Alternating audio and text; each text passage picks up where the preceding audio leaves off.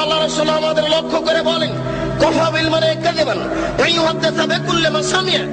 একজন মাওলানার মিথ্যুক হওয়ার জন্য এতটুকুই যথেষ্ট, শরীয়তের কোনো কথা তদন্ত না করে বলবে। একজন মাওলানা সাহেবের মিথ্যুক হওয়ার জন্য এতটুকুই যথেষ্ট, একটা শরীয়তের কোনো কথা তদন্ত না করেই বলবে। একজন মাওলানা সাহেবের মিথ্যুক হওয়ার জন্য এতটুকুই যথেষ্ট, শরীয়তের কোনো কথা তদন্ত না করেই বলবে। এই জন্য মনে রাখবেন, রাসূল সাল্লাল্লাহু আলাইহি ওয়াসাল্লাম একদা যাচ্ছিলেন মেরাজে জিবরাইল আলাইহিস সালামের সাথে।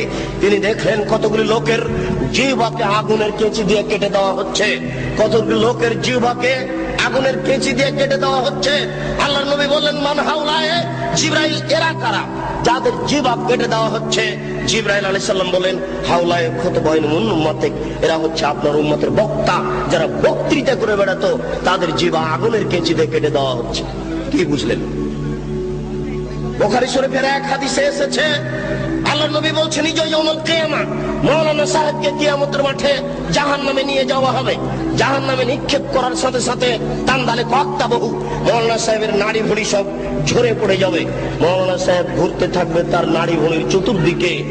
ফাস্তামা আলাইহা আহলুন নার, জাহান্নামীরা সেখানে জমা হয়ে বলবে, মালাক, খবর কি হুজুর, আপনার কেন এই অবস্থা? আনতা তা'মুরুনা বিল মারুফ ওয়া তানহা আনিল মুনকার, হুজুর আপনি তো আমাদের ভালো কথা বলছিলেন, মন্দ থেকে নিষেধ করছিলেন, হুজুর আপনার অবস্থা কেন এরূপ?